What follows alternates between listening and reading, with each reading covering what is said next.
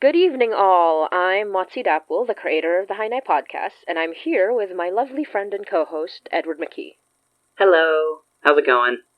Yee. Hi, Edward. Hi, Motzie. We're both recording on a Saturday, just chilling on a Saturday.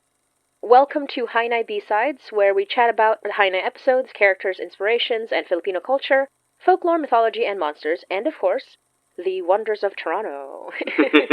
And today we are talking about the last three episodes of Hainay, which are episode 56, Dambuhala or Giant, episode 57, The Young Man, Part 1, and episode 58, Agimat or Amulet.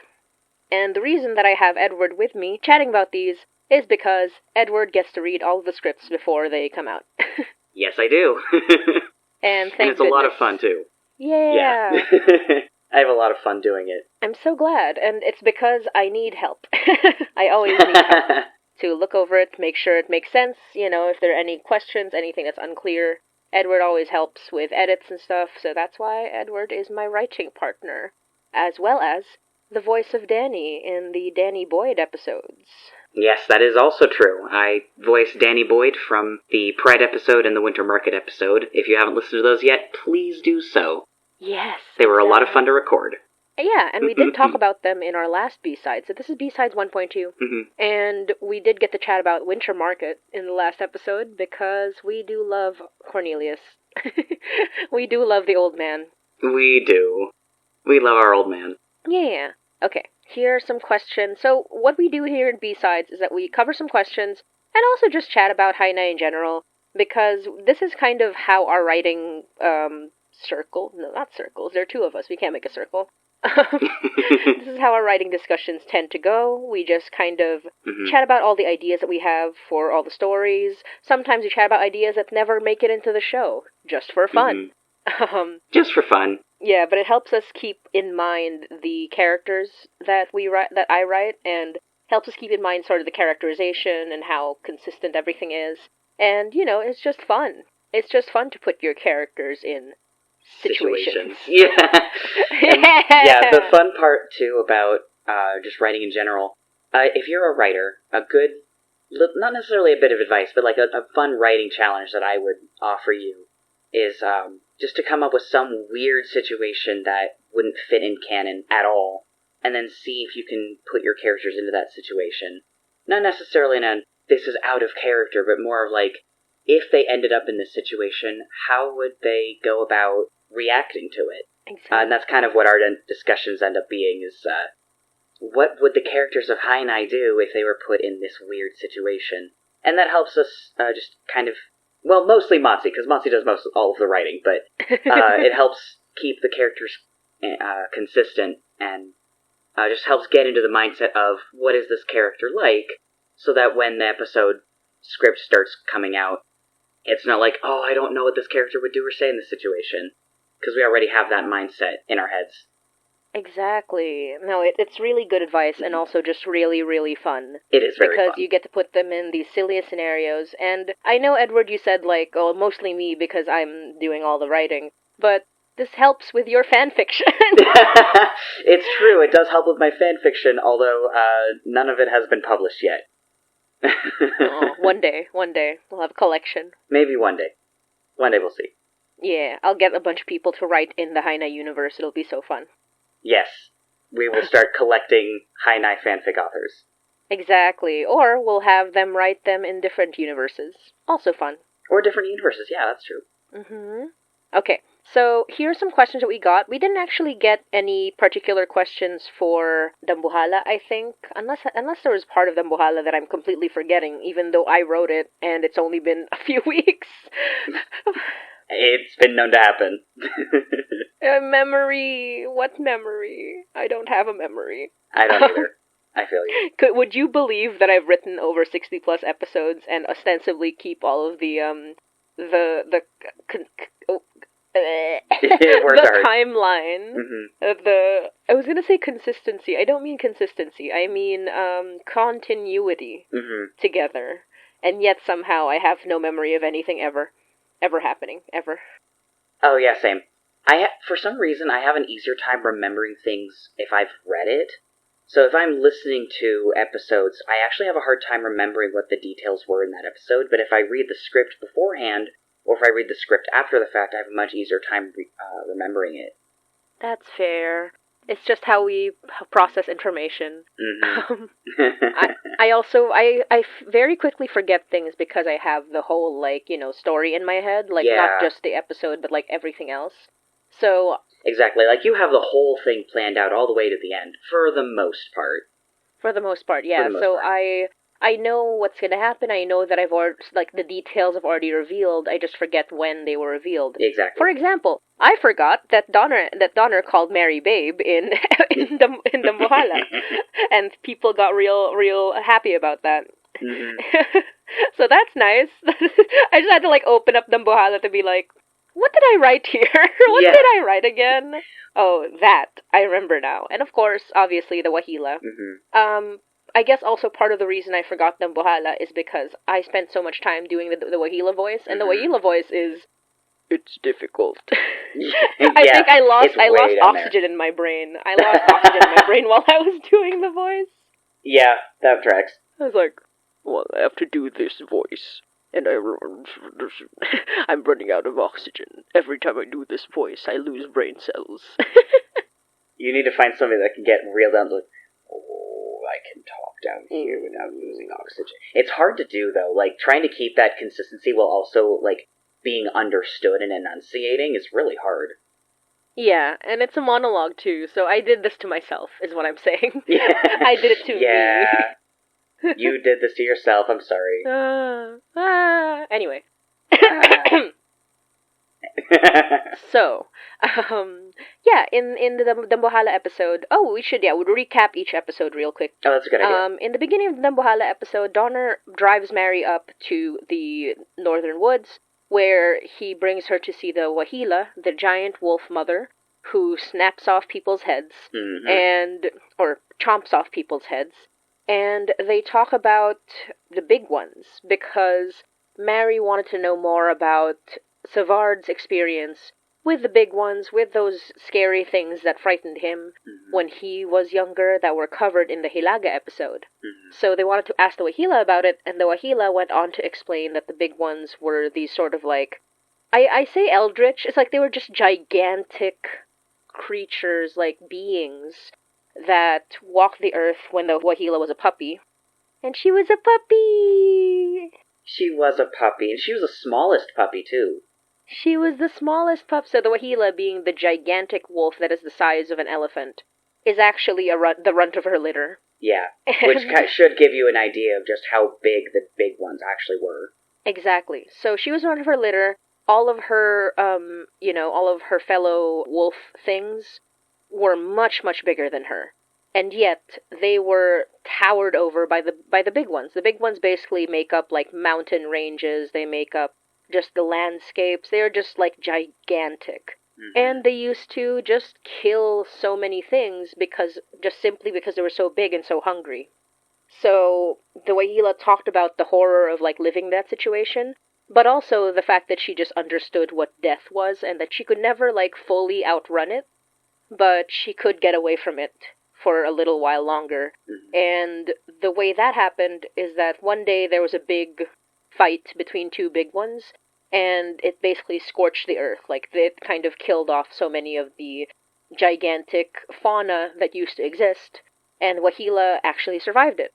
And when she came back, everything had changed. The world was less dangerous. The big ones started falling asleep, and she only met one other, there may be a few more, but she only met one other creature like her, which we never named, but I just think of them as sort of fauna, as great beasts, I think is how I referred to them previously. Yeah. So great beasts like her, the only other one she's met since her, that we know of, is the giant deer with teeth.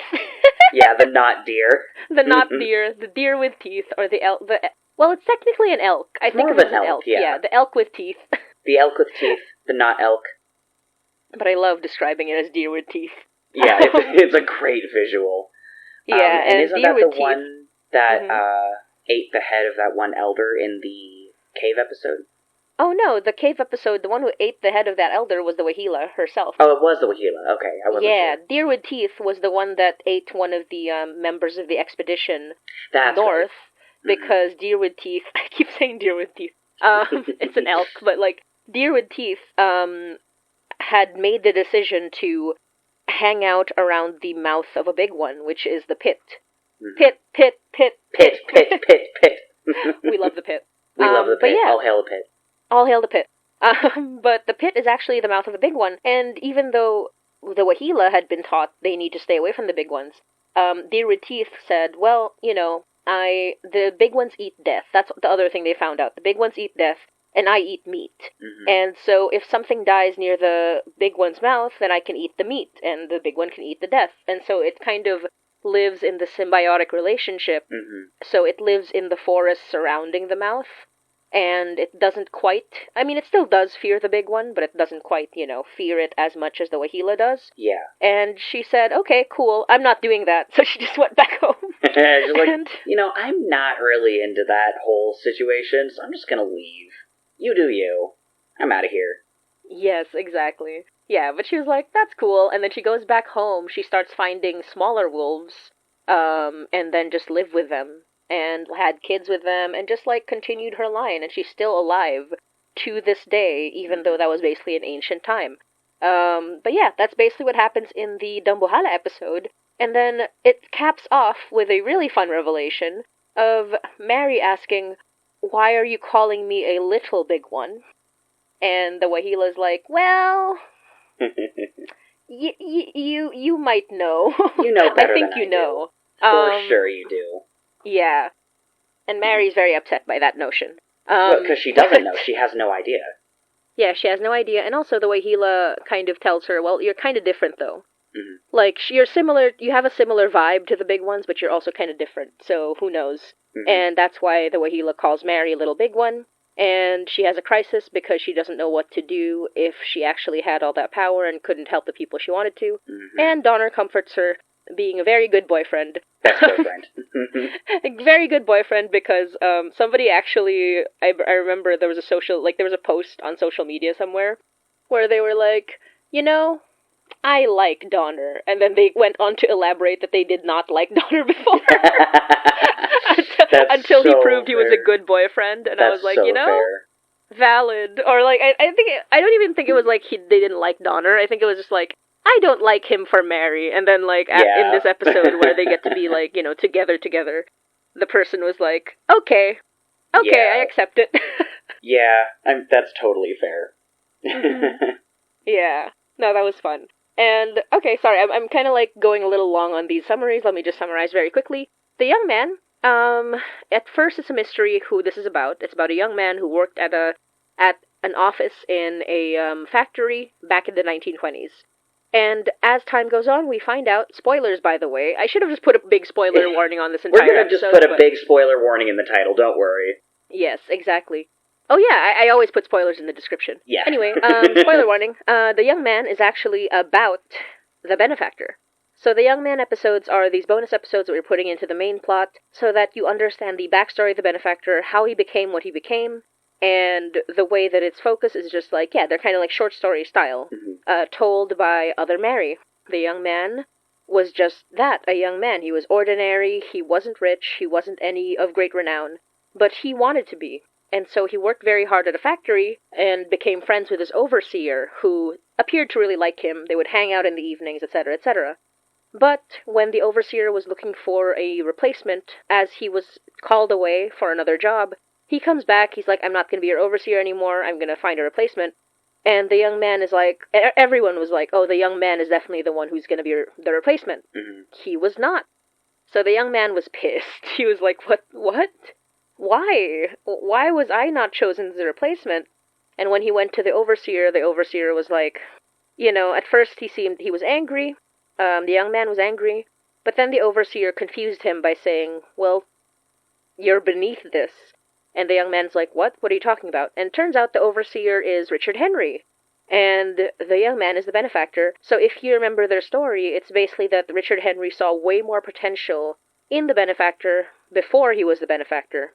and decided to bring him along on his new job, which was to serve directly under the guy who owned the factory, which was, by the way, Savard, leader of elders.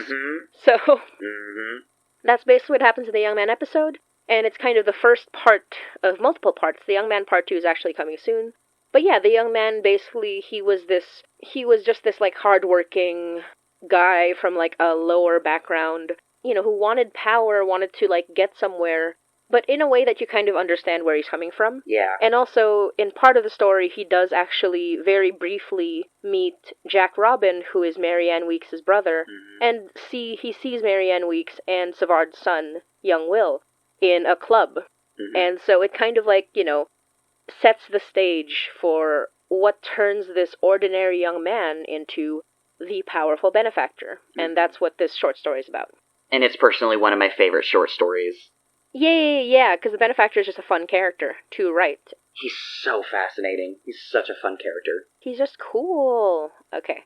This one actually has some questions, but let me just finish the summaries and we'll get into the questions. Perfect. And the last one was Agimat, or Amulet, episode 58.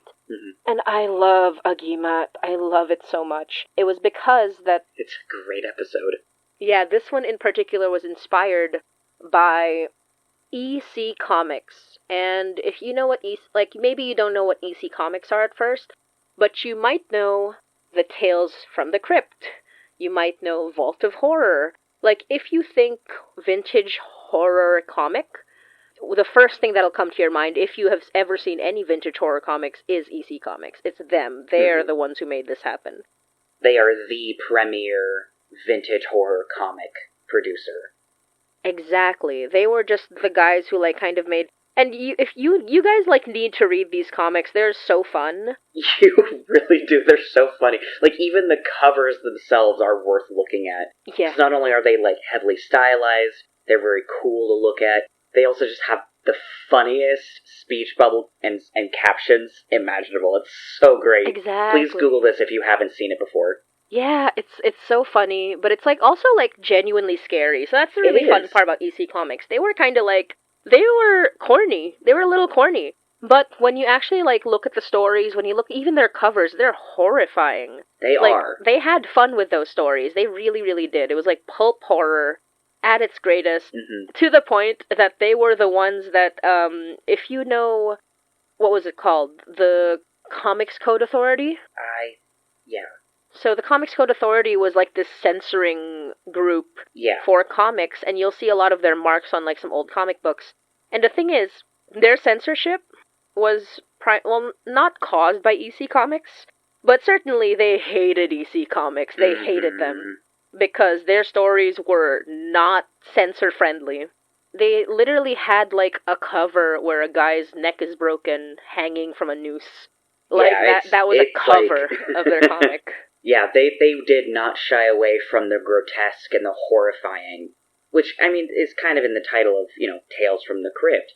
They didn't want to dumb down or, like, soften their concepts because that would defeat the purpose of being horror. And, of course, the censors just did not like that in any capacity. Exactly. They were very not censor-friendly, which is why I love them. And some of them are actually available online, which is great. Just on, like... Okay, I'm not saying you should definitely buy them if you can, but these are old, so it's like, in the interest of archiving, the fact that a bunch of them are available on just read comic sites is actually really cool. It is very cool. These comics from the 50s, and they were clearly, like, scanned by somebody from their own copies, because they look old, too. Their pages look really old. And so... having it spread across, like, and obviously unless someone's trying to, like, you know, preserve them and, like, sell them for the family, like, for whoever owns them, then I would not say pirate them. But the fact that this, for archiving purposes, they can be spread across the internet when they might have been lost media if people didn't really love them, it's kind of great to, like, see that they're still so accessible to people. It really is. It's very cool. Yeah, and they're just so fun. They're so fun. And yeah, when you read that, so one of the things about those comics is that they had, like, a zinger ending, and generally they weren't happy endings. Like, that thing, yeah, like, it's basically a very classic horror thing where it's like, oh, you think you're safe? Well, here's the ending, blah, blah, blah. I'll give an example of some I was reading just recently just to get some inspiration. There was one comic where they were playing a prank on this guy, and they were just these awful, awful people. I think they were college age or something. They were just these awful people.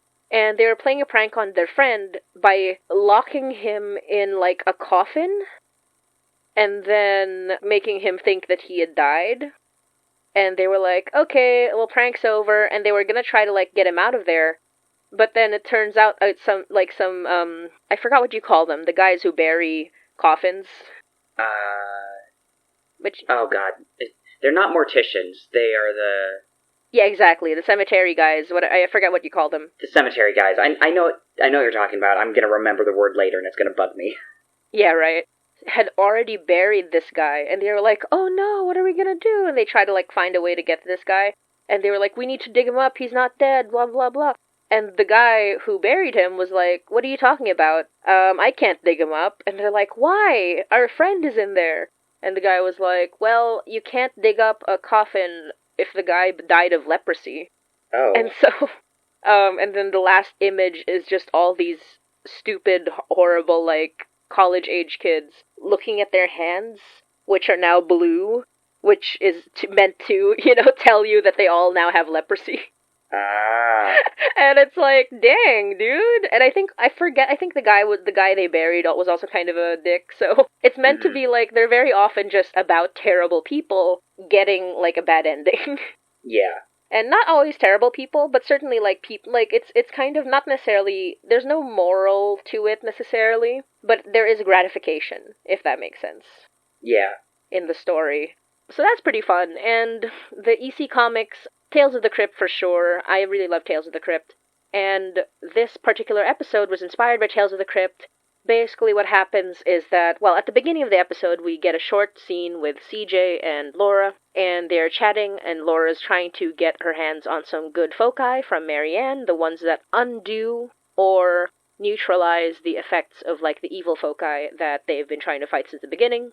And then CJ very pointedly gets Laura to admit that she's not feeling completely herself, because Laura, even though she's trying to power through it, she is, again, spoilers, she is actually quite in love with Mary, and she has been the whole time. And as soon as Mary got together with Donner, she was happy for her, but also, like, in her feelings about it. And CJ was trying to tell her, like, well, you should tell her. And Laura's like, it's not important, and we shouldn't do it right now. We have more important things to do. Which, on the one hand, yes, it's what they're doing is important. On the other hand, Laura, just tell her. Yeah, Laura, please.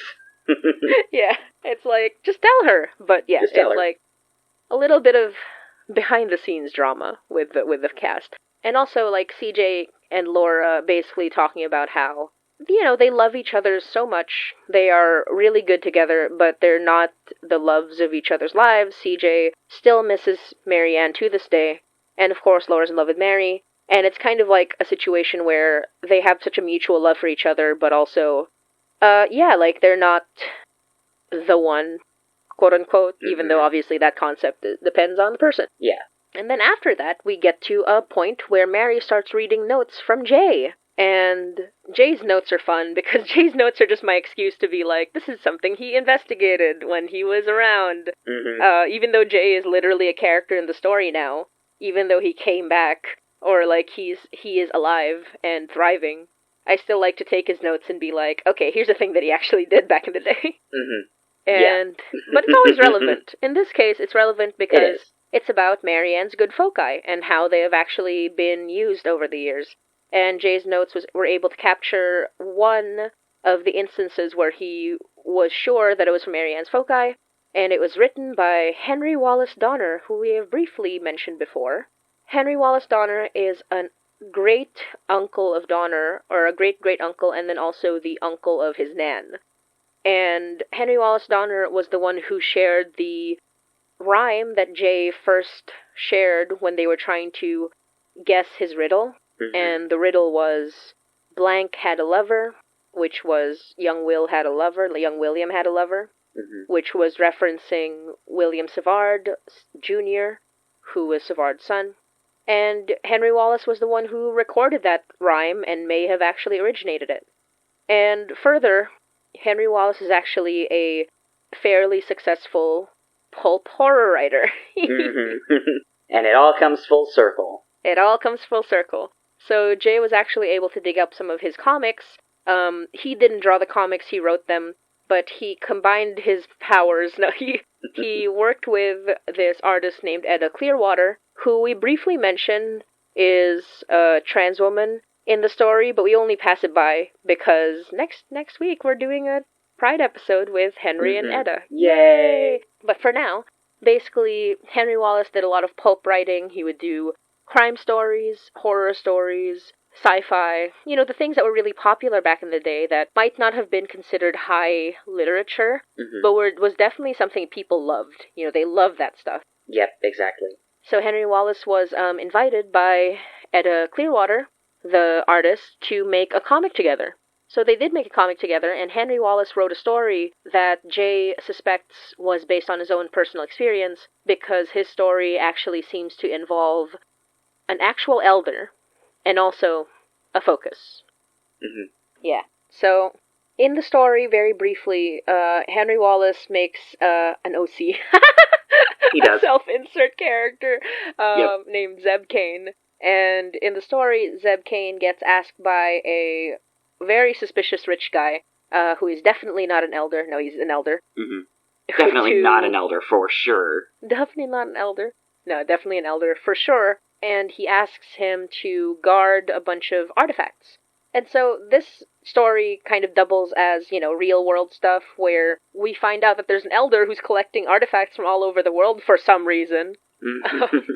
And this takes place around the 40s or 30s? Yeah, like late 30s, early 40s, or 50s. I'm trying to remember what the timeline is. I just know it came before the 50s. Yeah. And Zeb Kane is like, wow, okay, I'll do the guarding. And also, part of the historical aspect of this is that Zeb is black, and the thing is, black men especially had a hard time working. Back in the early 20s, certainly, things have changed slightly, but unions would not accept black men. So there was only one or two? The one I remember was the sleeping car porters, which was a union of black men who worked in the sleeping car as sleeping car porters, or, train porters, essentially. And also, the black women would work as maids, and people who worked in the sleeping cars. So that was the first union in Toronto for black people, because they were not being allowed to join other unions. Yeah. So that being said, that means that even though Zeb could probably do a lot of non-union work, he still had a hard time finding work. Also, he was 16. He was yeah, he was a kid. No experience. And so Zeb was like, wow, absolutely I'll do this job. It's just guarding something, right? And he goes to guard the thing. He guards a bunch of artifacts from all over the world, and they're all very scary and creepy. But also, they very much fit the whole idea of just the pulp horror of that era. Very much ooh, look at these mysterious things from other parts of the world. Ooh, Ooh, spooky. Spooky. There was I don't know, it was even though obviously a lot of it was, colored by ignorance and stuff of the world, there was also just this sort of enthusiasm for the rest of the world that I enjoyed about those pulp comics. And so Zeb would look them over, and then every night as he was guarding, he was spooked, he was creeped out, he kept getting haunted by really loud noises and just spooky things happening.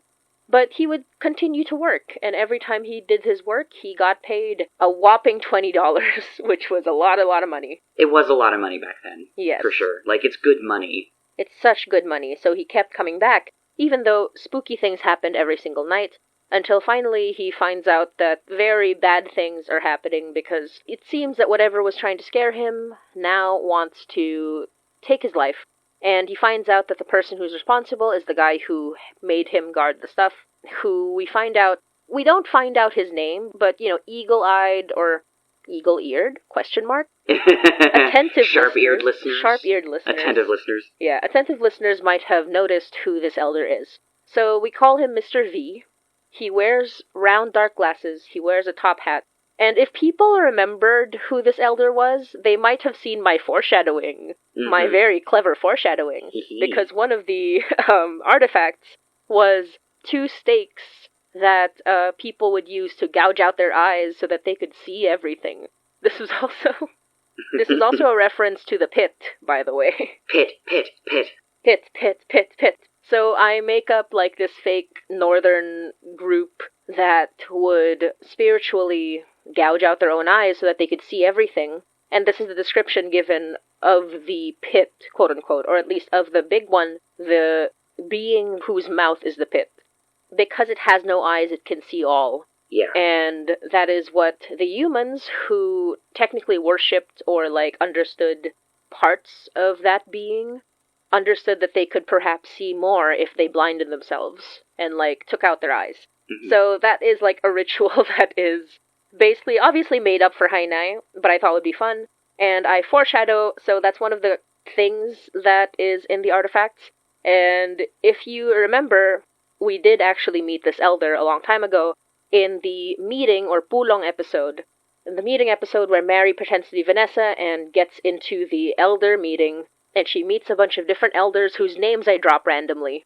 Mm-hmm. And one of those elders, by the way, his name was Vincent LaBelle. He was described pretty much the same way. He had a very nice smile. He had round black glasses, and he had a hat.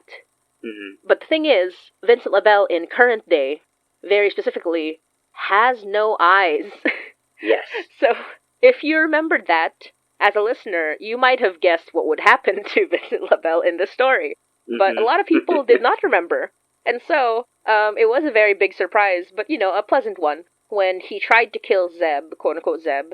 Obviously, this is a Henry Wallace self-insert. Mm-hmm. He tried to kill him, and Zeb grabbed those stakes and just put him in his eyes. Put him in his eyes, just right in there.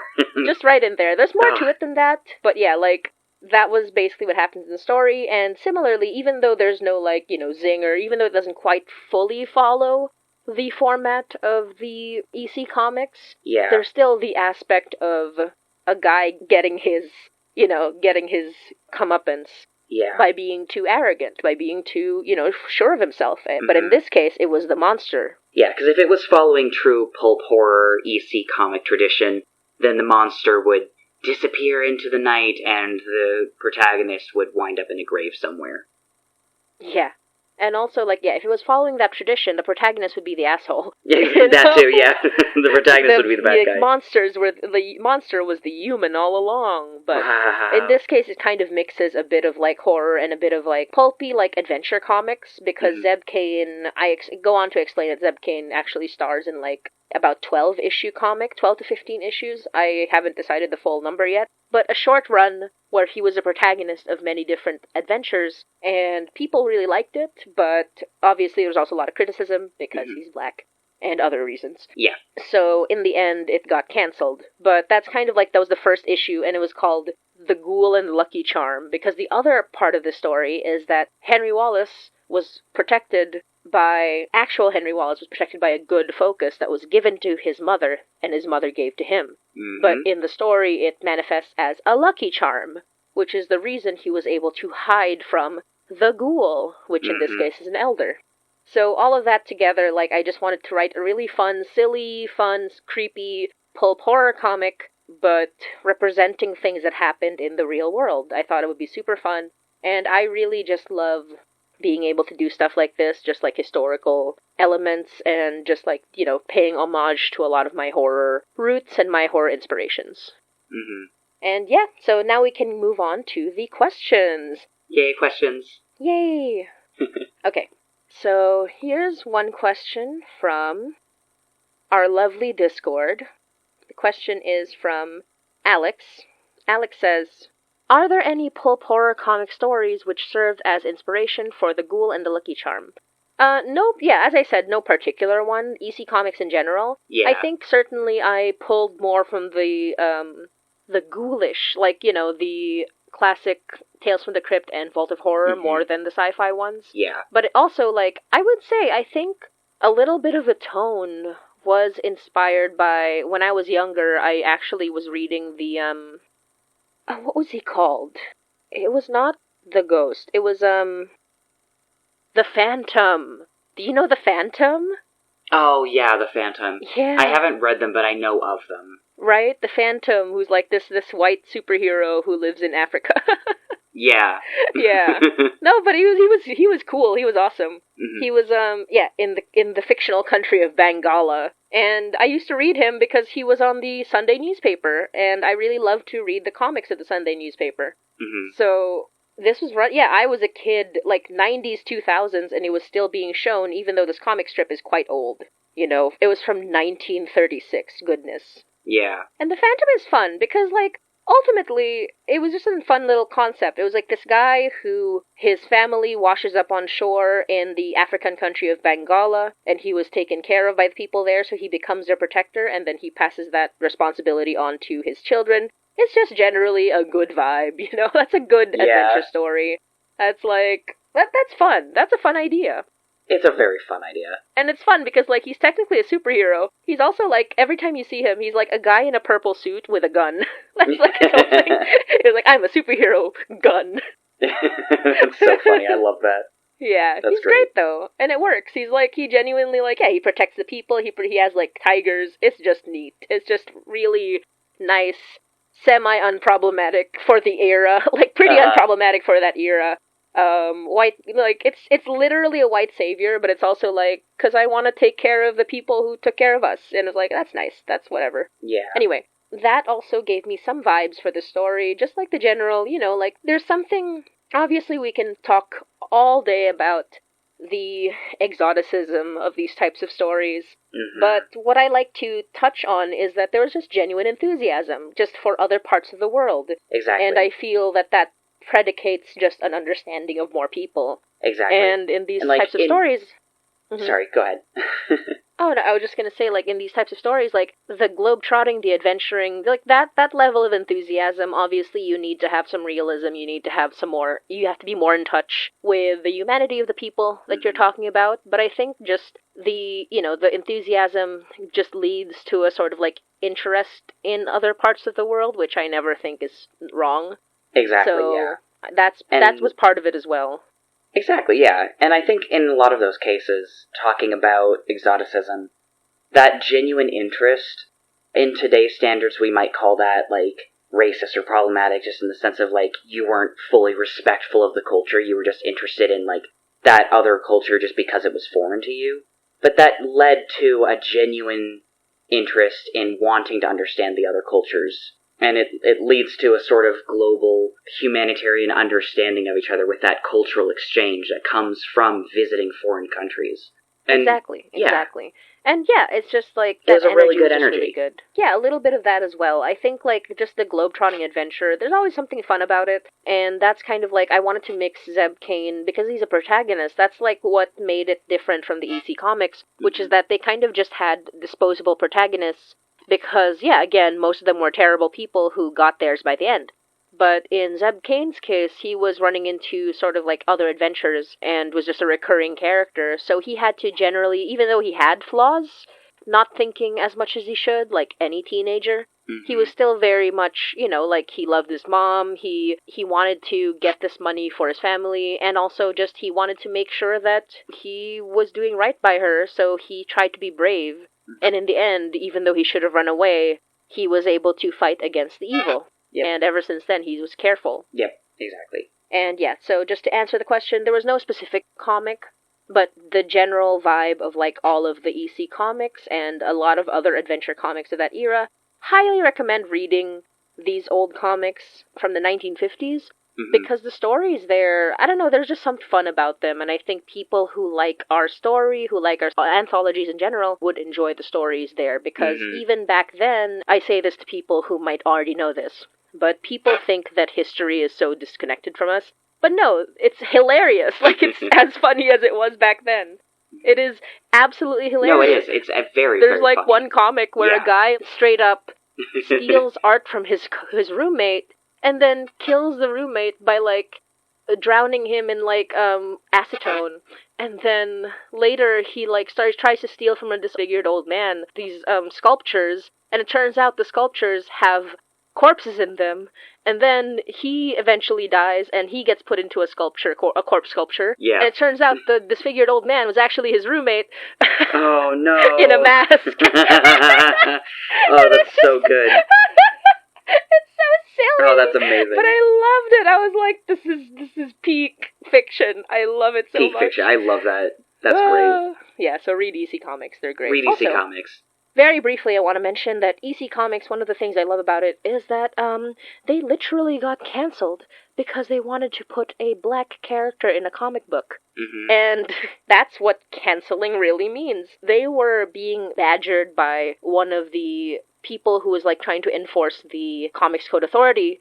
And the thing about the Comics Code Authority, even though there were no explicitly racist and hateful, there was definitely homophobia. Super homophobic. But like, even though there were no explicit racist rules in the Comics Code Authority, all the people who were like enforcing it were super racist. Yep. And EC Comics was always under attack by them for being like horror and whatever. But the nail in the coffin for them was the fact that they wanted to do a hopeful sci-fi with a black protagonist.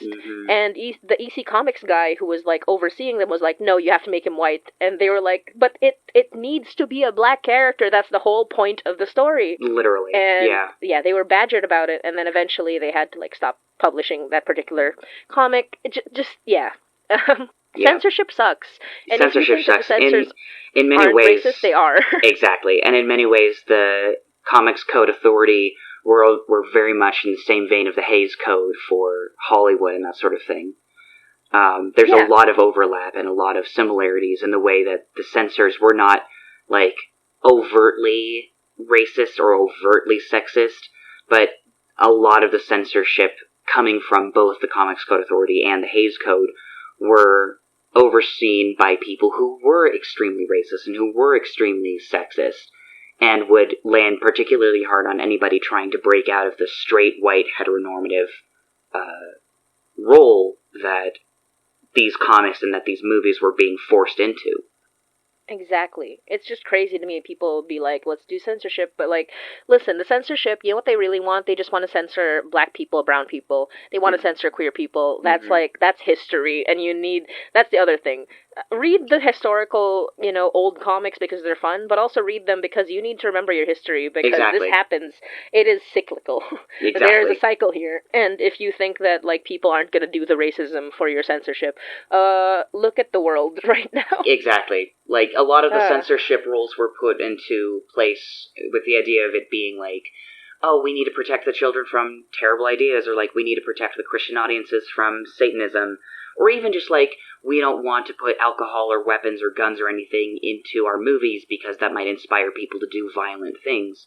And those good intentions, or quote-unquote good intentions, regardless of what they were, led to people taking advantage of those censorship rules and landing particularly hard on people who were just trying to exist as people.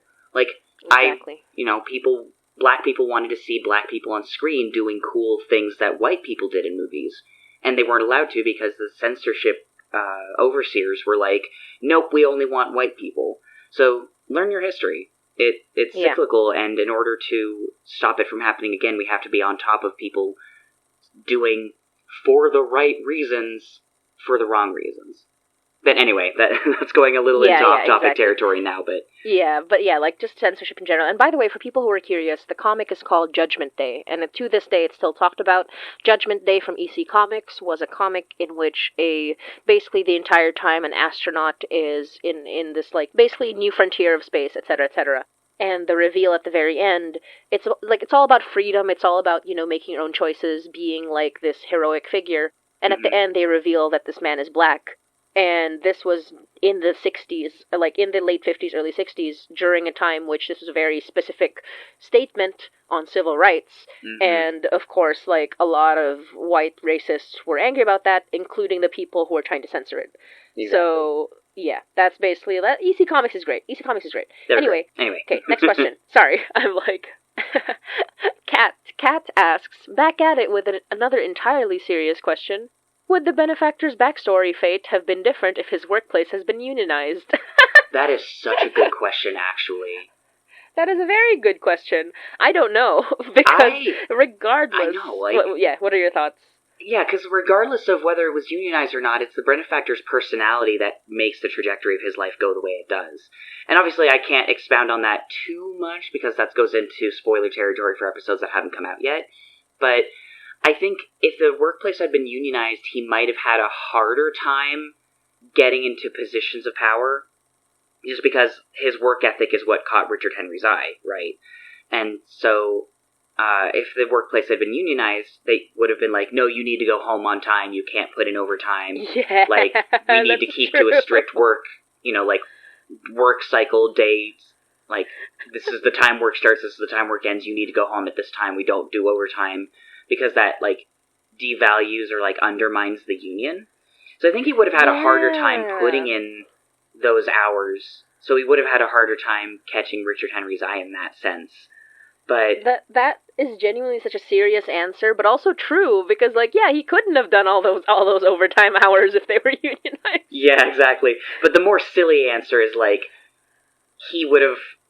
I don't know if he would have wanted to join the union just because the silly answer is he's antisocial. He's not really. Yeah. The Benefactor is somebody who likes to have friendships, which is made evident throughout the entirety of the Young Man episode.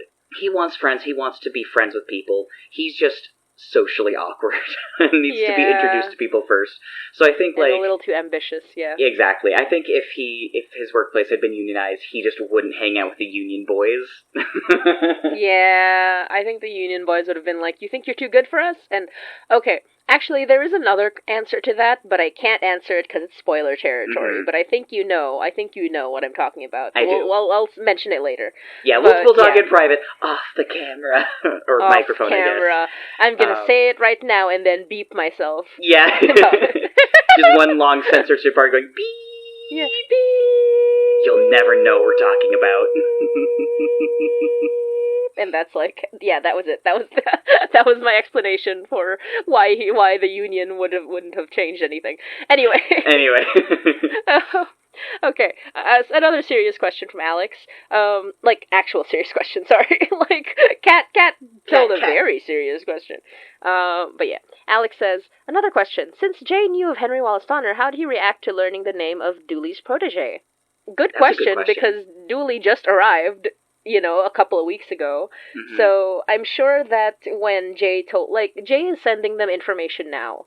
That's another thing that I forgot to mention, but Jay is, like, sending them more notes that he previously were not included in the notes he left behind. Mm-hmm. He's also giving them riddles. And of course, these riddles are very relevant, and so far we have only solved one part of the riddle, and there are 2 parts so far, but there will be more.